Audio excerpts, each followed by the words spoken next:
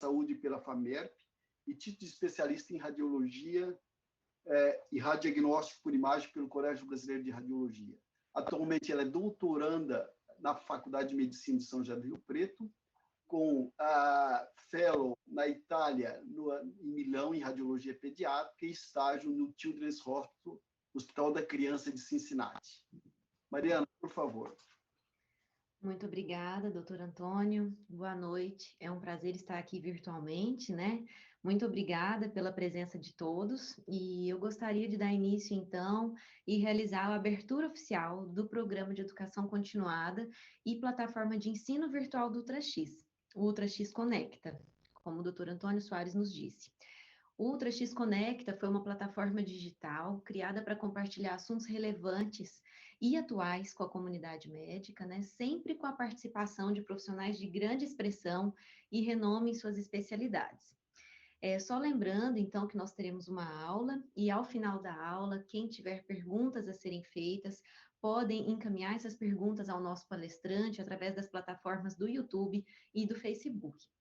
Sendo assim, eu gostaria de novamente passar a palavra ao professor Dr. Antônio Soares Souza, né, para que ele dê início e convide o nosso palestrante especial de hoje. Só para dizer, o Dr. Antônio Soares Souza dispensa apresentações, mas ele é membro honorário e ex-presidente da Sociedade Paulista de Radiologia, membro honorário da Sociedade Americana de Radiologia Pediátrica, ex-presidente, também membro honorário da Sociedade Latino-Americana de Radiologia Pediátrica, professor adjunto da disciplina de Radiologia da Faculdade de Medicina de São José do Rio Preto, a FAMERP, também um dos diretores e membros daqui do UltraX, do Instituto de Radiodiagnóstico de São José do Rio Preto, né? Doutor em Radiologia pela USP e com fellowships em Radiologia Pediátrica no Boston Children's Hospital de Harvard e também em Cincinnati Children's Hospital, né? No Hospital de Cincinnati. Muito obrigada, doutor Antônio Soares. Muito obrigado, Mariana. Eu gostaria agora, então, de convidar o doutor Pedro Daltro, que irá proferir a palestra Pneumonia na Criança em Tempos de Covid, quando o raio-x de tórax não é suficiente. O Dr. Pedro Daltro é um amigo de muitos anos e a referência em radiologia pediátrica e radiologia torácica no Brasil, não só no Brasil, como no mundo também. O Dr. Pedro Daltro tem proferido palestras praticamente em todos os continentes. Eu acho que o Pedro já deu, não tenho certeza, em todos os continentes, e nos representa de uma maneira fantástica. O Dr. Pedro Daltro, ele é radiologista pediátrico, membro honorário da Sociedade Americana de Radiologia Pediátrica, da Sociedade Paulista de Radiologia, da Sociedade Europeia de Radiologia Pediátrica e da Sociedade Latino-Americana de Radiologia Pediátrica, que ele também já foi presidente. Ele tem inúmeros artigos e capítulos de livros publicados. O primeiro livro, praticamente, de medicina fetal, de ressonância em medicina fetal, publicado no mundo, foi o Pedro, junto com o Heron, e atualmente ele é co-editor, junto com o Dr. Edward Lee, do Hospital da Criança de Boston, um livro que está para sair sobre imagem e ressonância magnética no paciente pediátrico. Então, para nós, é um orgulho imenso receber o Pedro, que é um amigo querido, e que, na verdade, nós tínhamos programado fazer esse evento presencialmente com o Pedro aqui. Mas, infelizmente, com a Covid não foi possível, mas nós vamos amenizar isso com a presença do Pedro virtualmente. Muito obrigado, Pedro.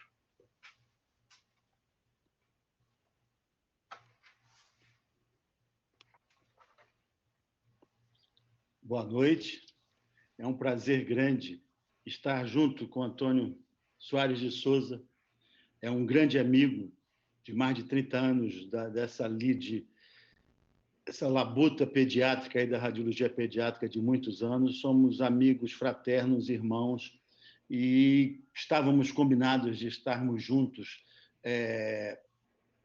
em São José do Rio Preto em março, mas chegou o Covid e deu para atrasar um pouco esse caminho. Como o Covid está demorando mais do que nós imaginávamos, veio essa solução de nós podermos fazer isso de forma remota, e estamos aqui agradecendo essa oportunidade, e é sempre bom estar com Mari. Mari, obrigado pelo convite também, que é responsável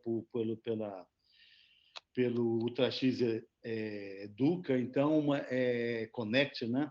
Então, vai ser muito bom, estou muito feliz de estar aqui. Inicialmente, o convite para essa aula foi para falar sobre a pneumonia na criança, quando a radiografia de tórax não é suficiente, mas o vírus embolou tudo e no título sai pneumonia em criança em tempos de Covid, quando o raio-x de tórax não é suficiente.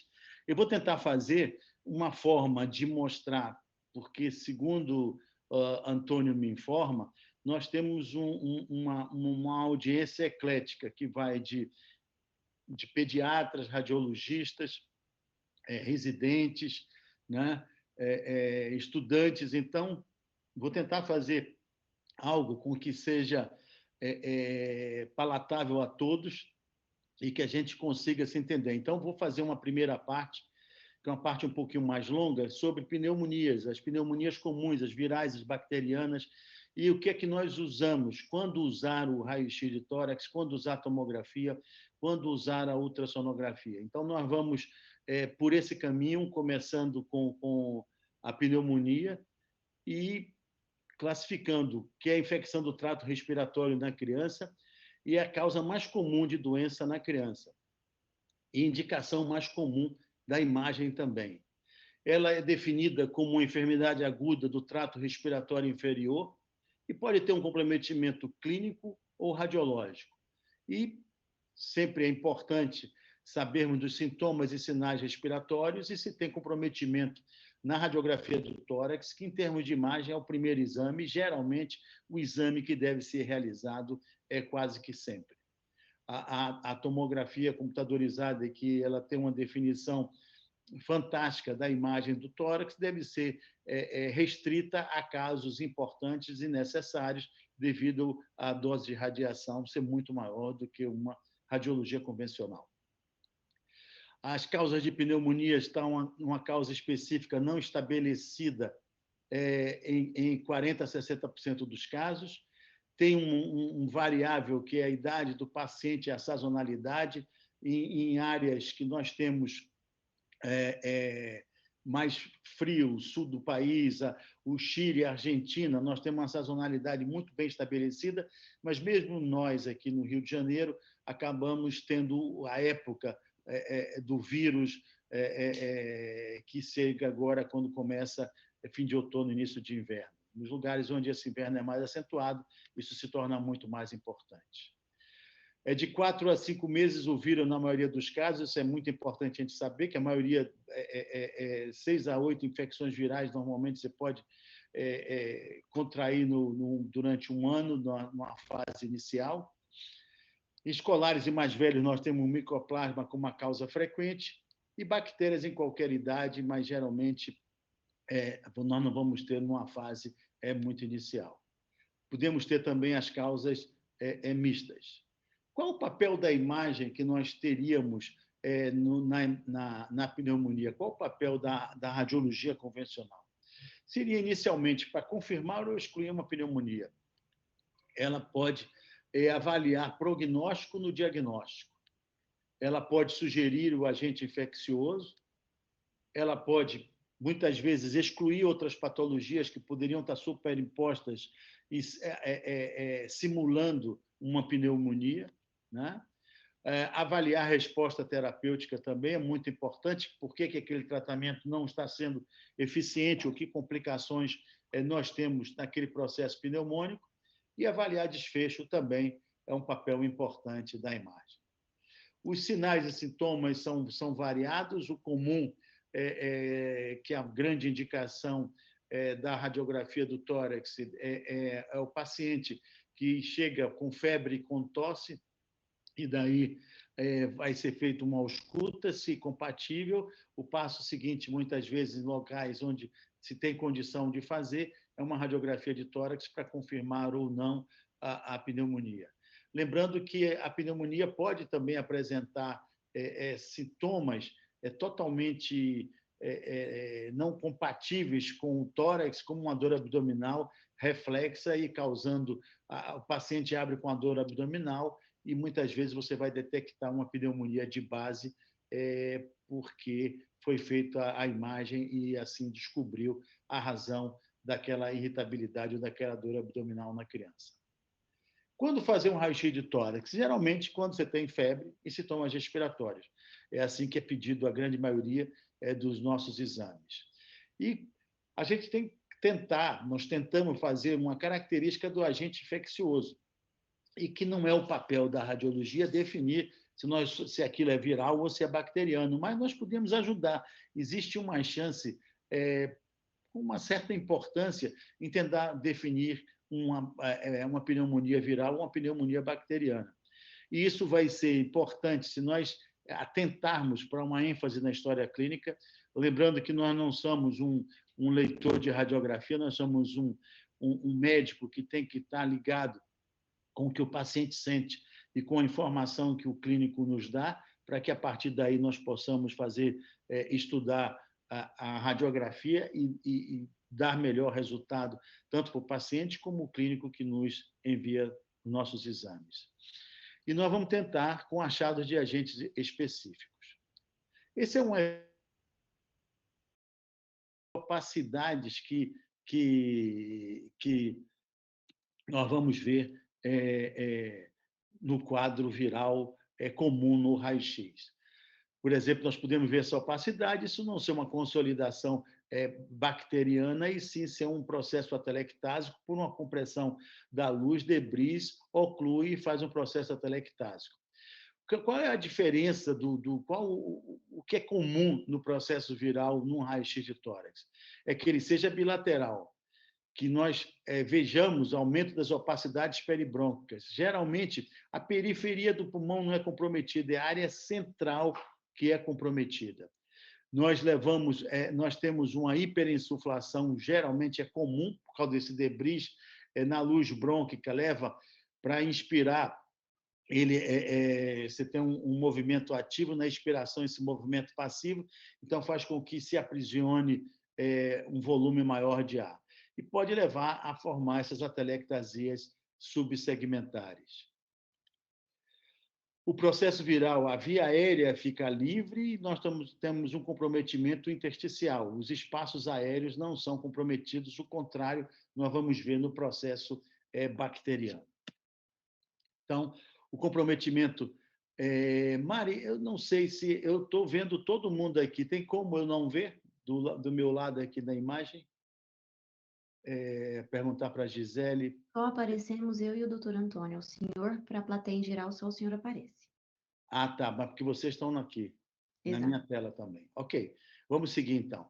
Então, no comprometimento intersticial, nós temos o normal, e esse comprometimento intersticial, muitas vezes, não é como uma consolidação, é uma alteração um pouco enevoada e que pode se tornar mais evidente, mas geralmente é central e esse comprometimento é bem definido.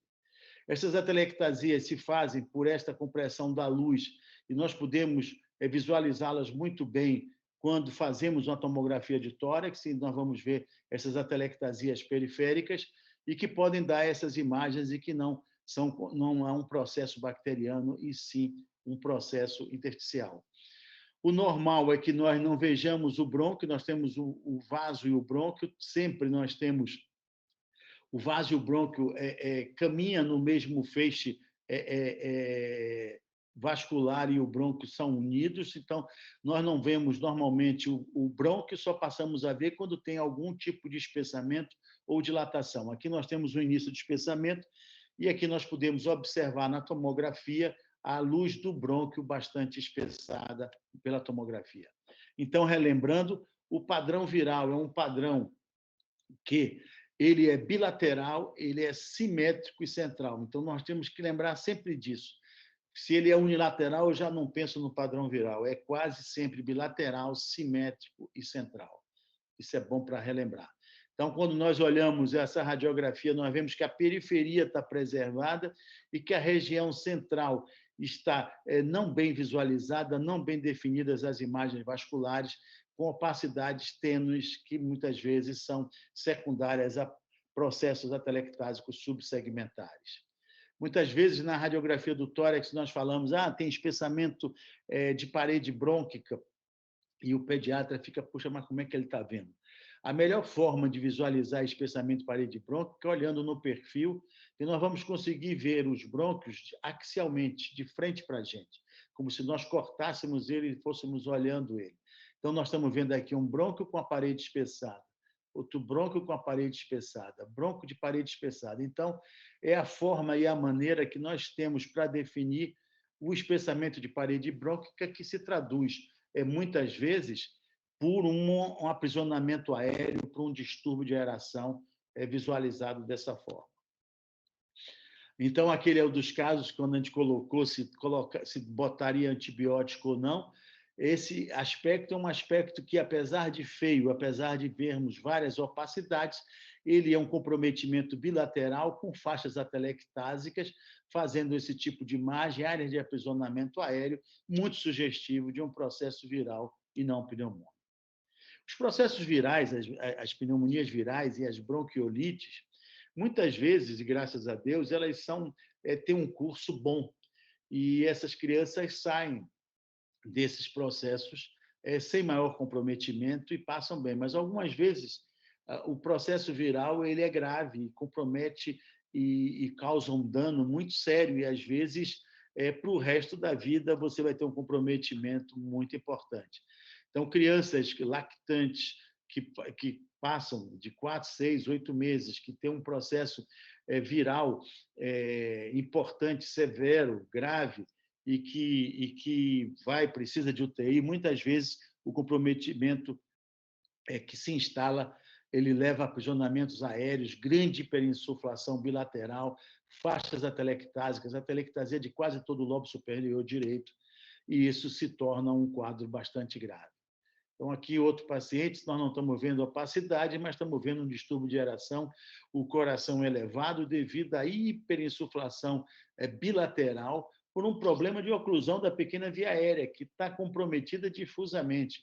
E isso vai levar um problema muito sério com o tempo.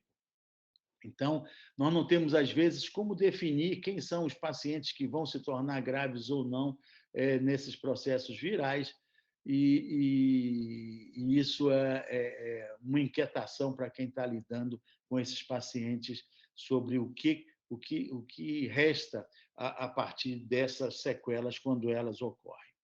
O importante é que a maioria delas, as sequelas são mínimas ou nenhuma, e a maioria dessas crianças passam bem, mas em alguns casos isso fica muito sério. Então, as sequelas vão levar a um distúrbio de aeração e um aprisionamento aéreo, com padrão de perfusão em mosaico. Nós vamos ver inicialmente espessamento das paredes brônquicas, bronquiectasias, e quando esse comprometimento ele é mais unilateral, ele compromete preferencialmente a um lado, nós chamamos da síndrome de James-McLeod, que é quando nós temos uma sequela do processo viral comprometendo preferencialmente um lado. A tomografia é realmente o melhor método disparado para que nós possamos avaliar essas sequelas, só que nós não podemos ficar fazendo o tempo todo. Então, quando nós comparamos a capacidade de definição da radiografia de tórax e a capacidade de definição de uma tomografia, eu fico brincando que eu digo é quase de uma pobreza franciscana, porque nessa radiografia a gente só via que existia um distúrbio de aeração, existia uma telectasia do lobo médio, e quando nós fazemos a tomografia, nós vemos a telectasia do lobo médio característica, mas estamos vendo também brônquios dilatados, bronquiectasia, já no primeiro curso de um adenovírus, levando essas alterações, esses brônquios estão dilatados. Aqui outro exemplo de bronquiolite, levando esse distúrbio de aeração, padrão de perfusão em mosaico, você vê que a redução importante da vascularização, aqui nós estamos vendo um pouco melhor de vascularização, mas grande parte do pulmão, a vascularização está completamente prejudicada, há uma contração dos brônquios que leva a um vasoespasmo a seguir e que faz essas alterações e essa pobreza vascular. Associado a isso, nós vemos as bronquiectasias cilíndricas, com brônquios de paredes espessadas, fazendo esse tipo de alteração e levando a uma sequela. Essas sequelas podem ser gravíssimas, como nós estamos vendo aqui, pacientes que você não precisa nem descobrir que se trata de um paciente que é dependente de oxigênio, porque a grande maioria do pulmão, essa área que nós estamos vendo mais hipodensa, ela praticamente não tem vascularização. A vascularização está aqui nessas áreas com opacidade aumentada, devido a um comprometimento difuso do parênquima pulmonar, com a telectasia completa do lobo inferior, uma sequela muito grave de uma bronquiolite. Já o raio-x bacteriano, ele é totalmente diferente, enquanto o outro era bilateral, simétrico e central. Aqui o bacteriano geralmente é unilateral, ele é segmentário lobar, tem uma opacificação do espaço aéreo, né? Então, vamos lá. Então, já mostramos alguma coisa do raio-x do processo viral, vamos agora para o raio-x do processo bacteriano.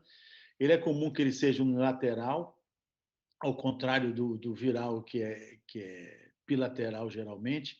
Segmentário lobar, tem a opacificação do espaço aéreo. Nós vamos ver os broncogramas aéreos, que quando os espaços aéreos se tornam preenchidos e os broncos se mantêm pérvios, né? E o derrame pleural é um pouco mais frequente. A consolidação bacteriana, ela é uma doença do espaço aéreo, né? Diferente do viral, que era um comprometimento do interstício com o espaço aéreo livre. Ela geralmente é lobar, ela não tem perda de volume, porque a secreção ocupa o espaço e não reduz o volume, que é o que ocorre na telectasia, mas aqui no comprometimento lobar não. Começa na periferia, tem uma base pleural, derrame pleural é comum. Infiltrado homogêneo é mais frequente, às vezes ele pode ser em forma de nódulos ou flocos, quando está iniciando ou quando está reabsorvendo, e pode ser também redondo ou como massa. A febre alta é comum nos processos bacterianos. Na infecção bacteriana, a bactéria se aloja no espaço aéreo, multiplicando-se nos espaços alveolares. Os espaços alveolares aqui, alguns não preenchidos, aqui outros totalmente preenchidos, que vão levar à opacificação e que o brônquio livre nós vamos ter o broncograma aéreo. Então, esses sacos alveolares se enchem de exudato, razão pela qual não há perda de volume. E nas infecções mistas, isso pode ocorrer após o processo viral. Então, o raio-x bacteriano típico, ele é periférico, não é? Ele é lobar, ele é segmentar e é unilateral. Então, esse espaço, essa opacidade é o que é o comum. E, muitas vezes, no raio-x, nós podemos olhar e ver o broncograma aéreo, que caracteriza um processo alveolar, porque nós estamos com o resto dos sacos alveolares cheios e ainda ficamos com alguns brônquios pérvios, como nós podemos ver na ultrassonografia, essas imagens ramificadas brancas, né, que são os brônquios cheios de ar, e na tomografia, olhando muito bem, o espaço aéreo cheio de transudato ou exudato e os brônquios pérvios caracterizando uma lesão alveolar. Esse espaço, essa pneumonia bacteriana geralmente é lobar, como nesse caso aqui, que nós temos um apagamento da borda cardíaca direita e nós estamos vendo no radiografia em perfil esse tipo da imagem clássica de comprometendo um lobo inteiro sem redução do volume numa pneumonia bacteriana. Algumas vezes o raio-x pode passar, se você faz uma radiografia como essa, que está um pouquinho com diferença de campos pulmonares, volume diferente, transparência diferente, às vezes pode passar desapercebido, e o perfil vai te ajudar para mostrar que você tinha um comprometimento que estava junto à base esquerda, apagando parte do diafragma esquerdo e uma consolidação bacteriana ali naquela topografia. Aqui, outras vezes, nós vamos ter um processo como esse, uma pneumonia chamada pneumonia redonda, que 10 dias depois do tratamento, essa pneumonia some, e algumas vezes a pneumonia pode trazer alguma ansiedade por ser projetada geralmente posteriormente, e isso ter um medo de que isso possa ser um processo tumoral, um neuroblastoma, coisa assim, mas não é motivo para que se saia e se faça uma tomografia, porque essa criança geralmente está com um quadro clínico de um processo pneumônico bacteriano, febre alta, tosse, então pode-se aguardar 2, 3 dias que essa pneumonia muda. né? Então, as consolidações, às vezes, podem assustar, são grandes, como essa aqui, que parece que ocupa o pulmão todo, mas a semiologia mostra que o diafragma esquerdo está livre, o que caracteriza que parte do lobo inferior está livre. Então, só compromete o lobo superior dessa forma. Aqui, ao contrário, nós vemos a borda cardíaca esquerda e não vemos o diafragma. Então, nós temos o lobo superior livre e o lobo inferior comprometido, visualizando-se um único diafragma. O micoplasma, que acontece mais a nível de crianças escolares, né? Ele pode mimetizar infecção viral e bacteriana, tanto clínica como radiologicamente, e o raio-x pode ser de um ou como de outro. A clínica é que ajuda a definir, e tem que ser porque o tratamento é distinto, então a clínica e com a radiologia pode nos dar algum parâmetro. Então, um infiltrado peribrônquico parilar bilateral, mais frequente em escolares e pré-escolares. E em escolares, pode se apresentar como infiltrado reticular nodular, geralmente nos lobais. Foi descrito por o Choi Suk, um grande radiologista pediátrico, que fez um artigo bem bacana, dizendo que é o micoplasma, você não tem uma definição de um parâmetro, mas se tiver alguma, seria, se você encontra num raio-x o infiltrado reticular nodular unilobar, com tosse crônica e febre baixa, você vai ter que pensar no micoplasma. As consolidações podem ser identificadas ou como essas aqui, que não vão diferir de um processo bacteriano por imagem e que nós vamos ver dessa forma. Qual o tempo que nós temos para ver a resolução temporal da pneumonia? Geralmente 2 a 4 semanas, mas tem que ter um mínimo de 2 a 3 semanas. Não tem por que ter ansiedade para que a gente repita esse raio-x se a criança está muito bem e não tem respondeu muito bem ao tratamento, com 2, 3, 4 dias já melhorou clinicamente. Se você tiver que fazer pelo menos com 2 a 4 semanas, porque demora um pouco mais para fazer, para que a radiografia do tórax fique normal. Algumas vezes, quando é que a radiografia do tórax não é suficiente? Isso é muito importante para que a gente saiba. É porque você, com o raio-x, você deve ter todo o processo, mas mesmo numa pneumonia bacteriana, que você fez um derrame pleural extenso, se você detectou ele pela ultrassonografia, você tem que fazer tomografia? Não. Você só deve fazer a tomografia quando isso se complicar, porque a dose de radiação é maior. Apesar de que hoje nós temos aparelhos que são mais modernos e que fazem uma dose de radiação baixa, chegando até mesmo aparelhos que a dose de radiação é similar a 1 a 2 radiografias do tórax, então isso seria mais fácil. Mas isso não é um universo no Brasil, então esses aparelhos eles realmente reduzem a dose muito. Então, a ultrassonografia, o raio-x continua sendo o grande método, existem alguns trabalhos tentando mostrar a ultrassonografia como uma possibilidade, mas eu acho que ele é muito importante para ver a parte de caracterização de opacidade periférica, isso é muito importante mesmo. Ele confirma, localiza e caracteriza o líquido pleural. Ele é excelente para avaliar derrame pleural. Nós não fazemos mais o Laurel, que é o decúbito lateral, para avaliar se o derrame corre ou não, como nós aprendemos lá atrás. E pode também avaliar derrame pericárdio, que não é tão incomum nas pneumonias bacterianas. Então, o ultrassom pode mostrar, nessas pneumonias que têm base voltada para a periferia, nós podemos entrar e ver muito bem com o ultrassom.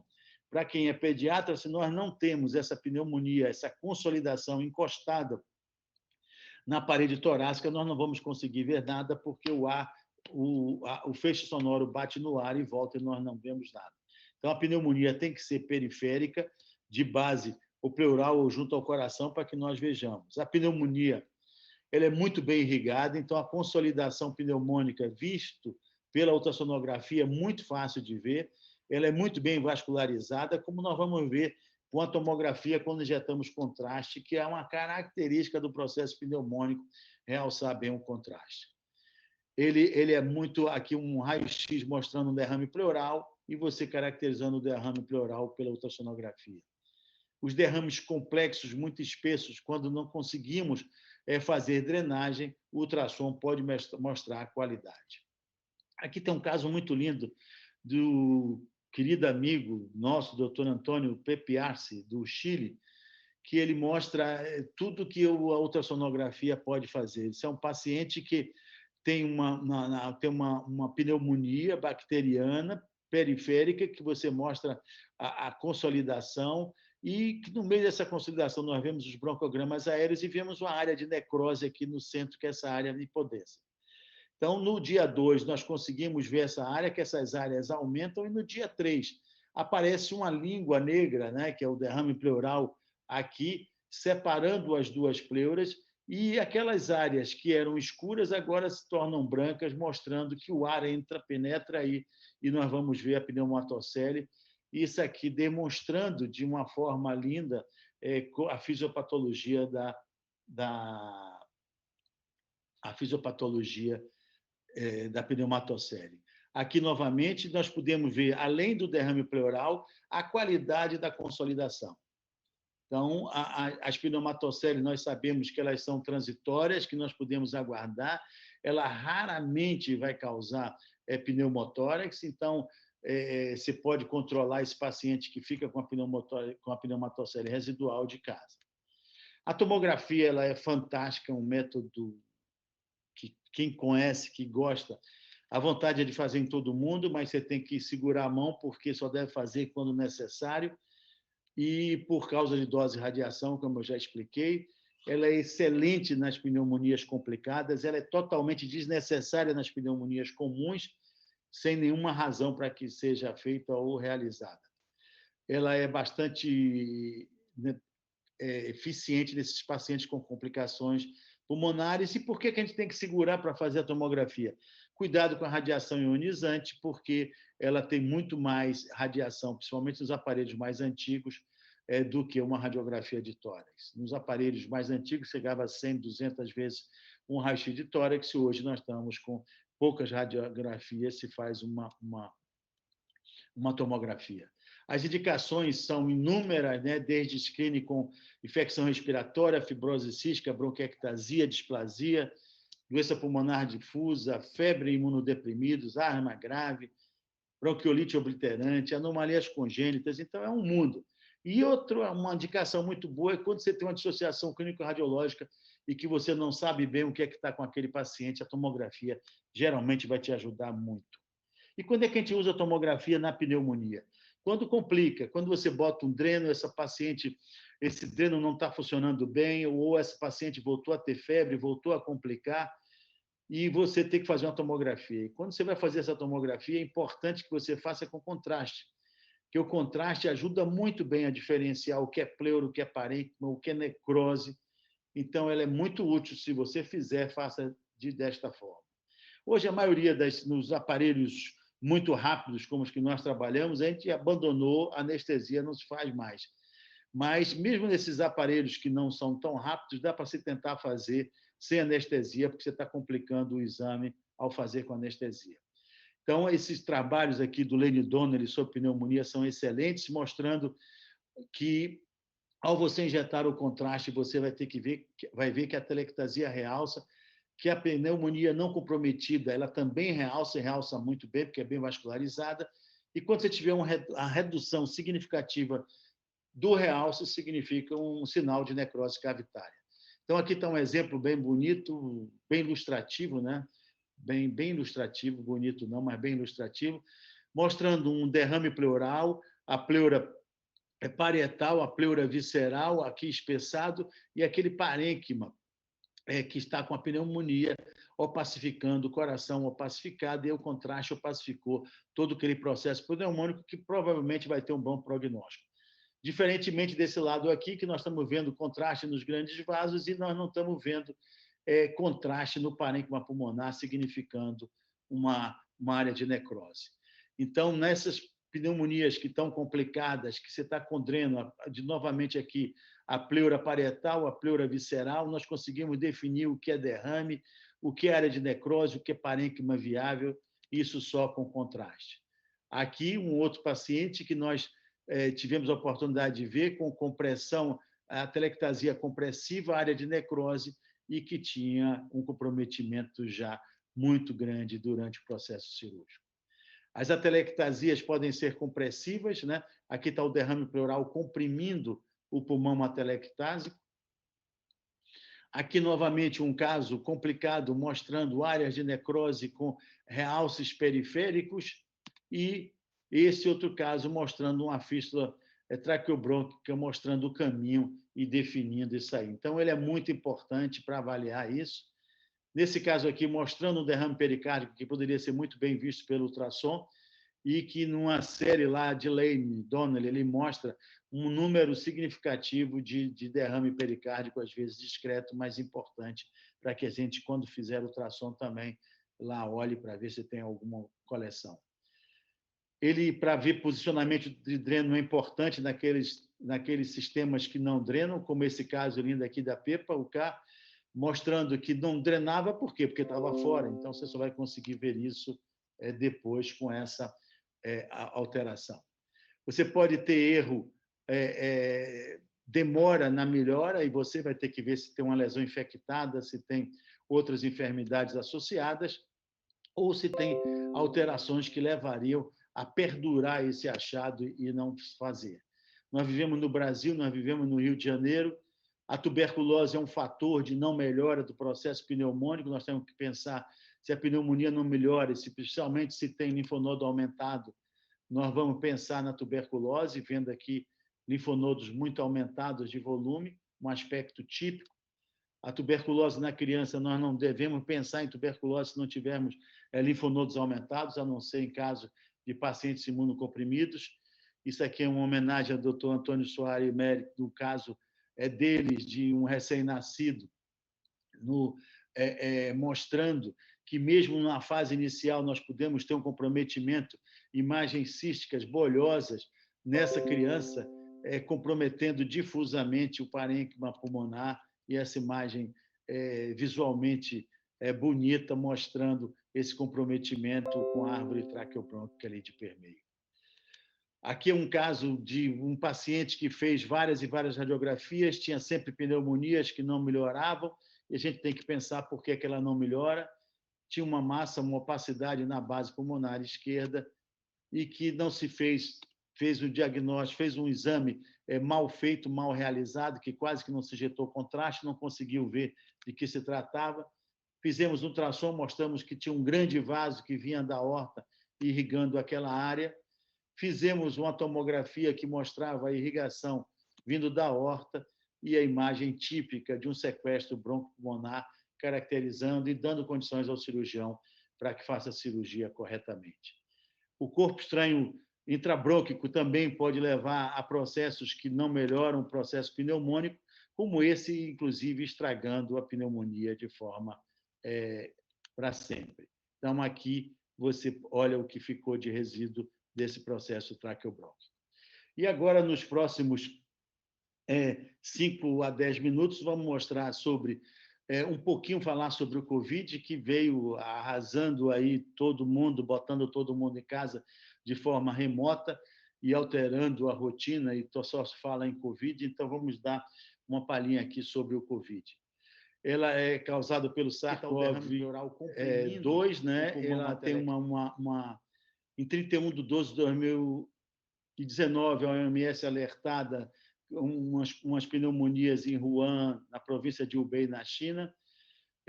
Os chineses definem como ser um coronavírus. A OMS, em 30 de janeiro, declara emergência de saúde de importância internacional. E 11/2 dá nome ao vírus, que passa a ser SARS-CoV-2, que causa a Covid-19, e 11 de março declara uma pandemia. Todo mundo sabe, eu vou passar isso rápido para não perder tempo, como é que ele é transmitido. E esse processo leva a dano, destruição celular, e no pulmão também ele causa um estado pró-inflamatório e um dano alveolar importante. Graças a Deus que nós trabalhamos com criança, existe um número menor de crianças comprometidas do que em adultos, significativamente. Se nós olharmos nessas estatísticas, Estados Unidos, China, Itália, então a proporção é menor. E nós estamos vendo aqui, na nossa experiência também, aqui no Rio de Janeiro, que nós estamos passando por casos, por uma fase muito ruim, assim como São Paulo, mesmo assim, nos ambientes pediátricos, o número é menor.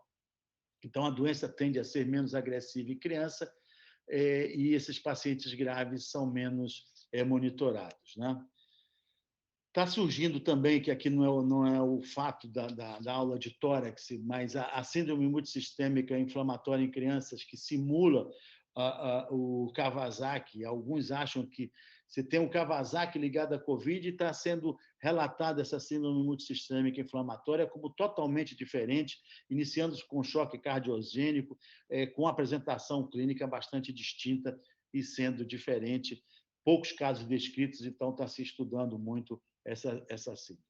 Então, aqui mostrando alguns dados da literatura, esse paciente aqui mostrando as diferenças entre adultos e crianças, 47 adultos e 14 crianças, foi alterado aqui, em 7 a 14 crianças nós tivemos comprometimento, enquanto no adulto, a radiografia UTC de tórax você mostra quase 100% de comprometimento.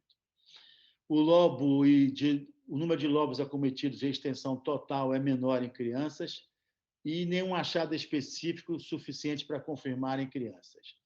Aqui, esse trabalho também chinês, que saiu no Pediatric Pulmonology, mostrando que vidro fosco ocorre em 60% e consolidação com halo em 50%, também nós vimos alguns casos assim, nódulos e menos, e a bilateralidade ocorre em 50% dos casos. Nós tivemos a oportunidade de ser convidados para participar de um consenso com várias pessoas da Ásia, da Europa, e capitaneados por Dr. Edward Lee, do Children de Boston. Fizemos uma avaliação e fizemos também um podcast para a World Federation, a Federação Mundial de Imagem Pediátrica, tentando definir quais os parâmetros para se avaliar o tórax em criança. Havia acabado de sair um dado importante de adulto e nós tentamos fazer um parâmetro do que pode ser importante na definição. Então, vocês podem ter esse acesso. Isso quais são os achados mais comuns no raio-x? Nós vamos pensar em COVID se tivermos opacidades bilaterais, periféricas e subpleurais. Mas isso não é característico, nós podemos ter outras pneumonias virais que fariam isso. Os aspectos indeterminados, os atípicos e os negativos. Então, aqui, esse tipo de aspecto de um paciente da nossa série, mostrando opacidades bilaterais, isso num paciente com COVID é sugestivo. Já que uma pneumonia quase que redonda é um aspecto indeterminado e não é sugestivo de COVID. Na tomografia também, os aspectos típicos ficaram nas opacidades bilaterais, periféricas e subpleurais, o halo em vidro fosco também como uma possibilidade precoce, as consolidações bilaterais ficam indeterminadas e os atípicos são as consolidações tipo bacterianas. Aqui um aspecto de uma criança com opacidades periféricas em vidro fosco, distribuídas bilateralmente, um aspecto bastante típico se esse paciente tem COVID, mas que não característico. Aqui um aspecto indeterminado, que pode ser esse tipo de consolidação, que não é característico, e era uma pneumonia por varicela. Aqui uma criança, nós estamos vendo, às vezes, também pacientes neonatos com consolidações, como esse paciente, mostrando consolidações bilaterais num paciente com 14 dias de vida. Aqui são 2 casos mostrando de pacientes com 16 anos, o caso do Dr. Marcelo, mostrando essas opacidades periféricas, isso sendo comum em criança. Com o tempo que nós temos aqui, eu acho que podemos deixar, Antônio, para que nós possamos ter um tempo. Acho que esse era o penúltimo caso, mostrando essas opacidades bilaterais comprometendo difusamente, que acaba sugerindo muito o COVID. As recomendações da imagem, geralmente, que se você não tem um paciente moderado ou grave, você deve ficar só na radiografia inicial e só utilizar a tomografia nos casos onde o paciente tenha um comprometimento. Como mensagem final, a incidência do COVID é relativamente menor em pacientes pediátricos, que também apresentam menor risco.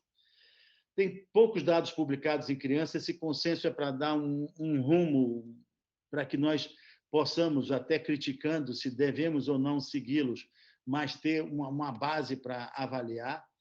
E a apresentação radiológica tende a ser mais branda em adultos e também é mais variada. Então, muito obrigado pelo tempo. Desculpa aí um pouco a corrida no final, mas é porque o tema era longo e o Covid também teria que entrar um pouquinho dentro desse processo pneumônico. Obrigado a todos pela atenção. Muito obrigado, Pedro. Muito agradecido pela excelente apresentação.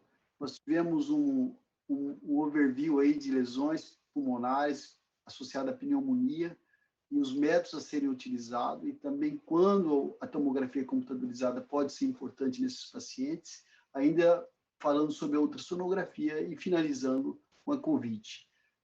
Agora nós vamos abrir para perguntas. Eu gostaria de passar a palavra para a Mariana Rodeiro, e depois que ela fizer as perguntas, eu também tenho algumas perguntas para o Dr. Pedro. Muito obrigado.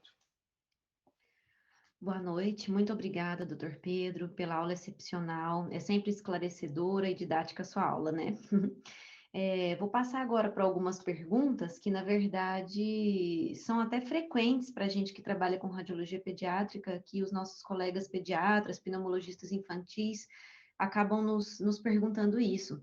Se tem algum achado na radiografia de tórax que o radiologista descreve e que o pneumologista tem que estar atento para, a partir daquele achado, prosseguir a investigação, seja com ultrassom ou com tomografia, ele se atentar a encaminhar o paciente para uma internação para fazer esses exames. A pergunta seria na pneumonia, quando prognóstico através da imagem para se iria uma internação ou não? Num processo tipo bacteriano, no processo viral? Ou... A pergunta seria aqui para pneumonia, em um quadro de pneumonia que é achado que o radiologista descreve, que o pneumologista lê no laudo e que ele tem que se atentar e solicitar, então, um ultrassom ou até uma tomografia. Eu acho que uma pneumonia bacteriana que seja extensa e que tenha associado derrame pleural, e esse derrame pleural seja importante, que cause algum desvio de mediastino, realmente tem que ser alertado, é uma urgência. Deverá ser feita a ultrassonografia imediato para saber o que nós temos de consolidação e o que nós temos de derrame pleural. Só que isso quando nós temos consolidações, quando nós temos opacidade. A extensão é um fator muito importante. O comprometimento, quanto de pulmão está comprometido? É bilateral, é unilateral? Isso vai dar uma noção grande de urgência, de internação, de drenagem, principalmente, que possa ser, inclusive, ajudar a definir o agente etiológico. E acho que não deveríamos esquecer que nem tudo que tem opacidade, por não ter opacidade, ele não é importante. Quadros virais, às vezes, que o pediatra não acha tão importante porque não tem um processo pneumônico grande, pode ser muito grave. Um distúrbio de aeração com comprometimento de via aérea, que tem oclusão das pequenas vias aéreas, levando a hiperaeração difusa, pode ser muito importante, pode ser muito grave e pode necessitar de internação e não ter opacidade alguma. Ser só um distúrbio de aeração muito importante. Não sei se respondi a pergunta, mas, pelo que eu entendi, seria isso. E se fosse o COVID, tentar definir isso, mas o COVID, a importância enorme, saturação é um parâmetro importante para que você veja a gravidade associado à parte radiológica. Recebemos perguntas aqui, respondeu sim, doutor Pedro, muito obrigada.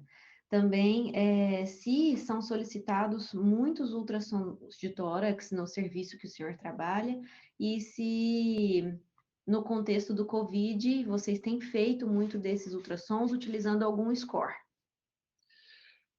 A ultrassonografia é muito utilizada, ela é já amplamente utilizada em hospitais pediátricos e hospitais que lidam com pneumonia na criança, mas principalmente para se avaliar a possibilidade da qualidade do parênquima pulmonar nas pneumonias com base voltada à periferia, que você possa ter um campo de visão muito bom, mas principalmente para avaliar derrame pleural.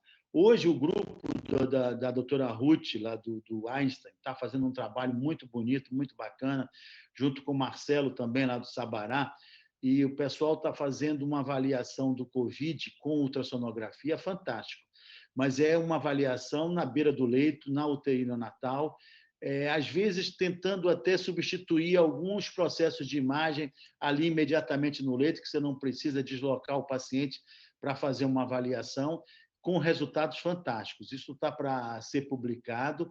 É um campo novo e o Brasil está na frente com esse grupo aí, fazendo um trabalho que é para ser altamente parabenizado. A doutora Ruth já fazia um trabalho fantástico com ultrassonografia à beira do leito de UTI, com todas aquelas linhas, aquelas avaliações, e que está complementando aí. Existe um outro grupo aí em São Paulo, na capital também, fazendo isso, que eu acho, eu não sei a experiência de vocês aí em São José, fazendo essa parte de beira do leito, nós não temos experiência aqui, meu grupo está começando a ter, mas ainda estamos engateando, usamos ultrassom muito mais para o convencional, para ver derrame, para ver qualidade, para ver quanta área de necrose você tem no processo pneumônico. Obrigada, doutor Pedro. Professor doutor Antônio, o senhor tem perguntas com o senhor? Tenho sim, tem algumas perguntas aqui. Eu queria só lembrar a todos que estão online que tivemos algum problema no YouTube e essa aula vai subir depois completa para todo mundo poder revisar e ver novamente. Tivemos aqui, Pedro, vários envios de parabéns pela tua apresentação e agradecendo a tua apresentação. Isso é muito bom. Fico feliz. Muito bom. Pedro, por exemplo, a gente sabe que, às vezes, uma pneumonia complicada, principalmente uma pneumonia necrotizante, às vezes a tomografia nos ajuda muito. E a gente sabe que essas pneumonias necrotizantes muitas vezes formam grandes pneumatoceles e, às vezes, a gente tem dificuldade de diferenciar um pneumotórax sequestrado de uma pneumatocele. E é um drama, né? E eu sei que é uma pergunta até difícil da gente responder, mas você também vivencia esse tipo de problema? Eu, você e o mundo todo. Né? E é difícil, né? É que nem o tal dos abscessos versus pneumatocele, se a parede espessa, se você tem alguns dados que você consegue semiologicamente chegar lá, mas eu acho que muitas vezes a clínica te ajuda muito para você definir gravidade, né? Um paciente que tá com área de necrose muito grande, esse paciente está muito mais grave. Se você tem uma pneumatocele não complicada, esse paciente está melhorando, o parênquima em volta está se aerando mais. Eu acho que a junção aí da clínica, da gravidade da clínica e a imagem vai te ajudar. Mas o que ajuda muito é o contraste. Eu sou assim fã absoluto. Você hoje, mesmo com reconstruções multiplanares, com os aparelhos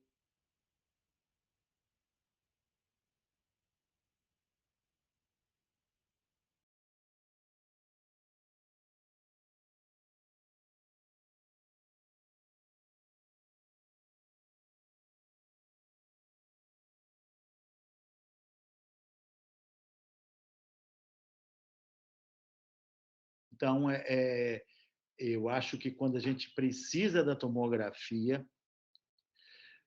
a gente não deve fazer tomografia em geral. Quando fizer, tem que fazer bem feito. Então, quando a gente precisa da tomografia na pneumonia, nesses casos complicados, tem que fazer dessa forma. Na pneumonia viral, a gente precisa fazer quando? Quando complica, quando você começa a ter sequela, que a gente precisa definir o quanto de comprometimento tem, para que cuide, para que não piore, que aquele quadro não se exacerbe. Essa criança tem que ter um parâmetro de quão comprometido é aquele parênquima e quanto esse clínico vai ter que ajudar, não deixando que ela se infecte novamente, para que não complique mais com dilatações brônquicas, impactações e atelectasias e bronquiectasias. Obrigado, Pedro. Muito obrigado, Pedro. Pedro, eu tenho outra pergunta aqui e realmente eu acho interessante. O que nós temos notado nesses últimos anos, praticamente nos últimos 8 anos, 10 anos, começou-se uma utilização cada vez maior do ultrassom na avaliação pulmonar. Nós temos, já sabe, está muito o conceito de utilização e quando usado o ultrassom na pneumonia, no derrame, na pneumonia complicada, no empiema, já se a pneumonia tem necrose ou não tem necrose, está muito bem estabilizado. Mas o que a gente vê crescendo muito, e ainda mais com o Covid agora, é a utilização do ultrassom na emergência, para você diagnosticar consolidações, pneumonia e também na Covid. Principalmente na Europa, se utilizaram muito e estão se utilizando muito ultrassom, como você falou, que a Ruth mostrou, ultrassom para você ver principalmente coleções periféricas e outras alterações. O que você acha do papel do ultrassom no diagnóstico de pneumonia na emergência versus o raio-x? Se isso tem lógica, operador dependente nós sabemos. O que você entende como o papel do ultrassom nesse sentido? Por que eu estou até fazendo essa pergunta? No último Lancet, agora de maio, saiu uma publicação em que eles colocam assim, saiu, na verdade, uma correspondência sobre um artigo que falava o seguinte: menos estetoscópio e mais ultrassom na emergência. Porque com o ultrassom você pode ver aquilo que você está auscultando. Então, eu queria só um comentário teu sobre essa colocação, por favor. Antônio, eu acho que a gente está ficando mais... A idade vai chegando para a gente ter maturidade para entender. O ultrassom na emergência ele é fundamental, só que você não vai ter um radiologista o tempo todo ali na emergência para fazer. Isso vai passar a ser feito muitas vezes pelo pessoal da emergência, que vai ter que ter uma curva de aprendizado grande. Esse ultrassom da emergência, da UTI, da beira do leito da UTI, não é um ultrassom fácil. É diferente de você olhar um derrame pleural, é diferente de você tentar ver aquelas linhas para você ver o que é pneumotórax, o que é não pneumotórax. Você tem que confirmar com o raio-x para saber a sua fidelidade do seu achado, para você dizer, olha, fez um pneumotórax aqui agora. O pediatra tem que acreditar em você, e você está fazendo essa correlação. Eu acho que veio para ajudar, veio para se tornar importante. Já é utilizado muito em algumas emergências, né? Para emergências abdominais, para tórax. Você está querendo ver um tamponamento, você vai ter que esperar um radiologista. Muitas vezes o clínico pode estar ali, rápido, ver que tem um tamponamento, ele bota um ultrassom e resolve o problema, do que você ter que chamar o serviço de radiologia para fazer. Então, já briguei muito por defesa de manter isso, mas eu acho que tem que ser como você está no interior e tal, você tem um UTI neonatal.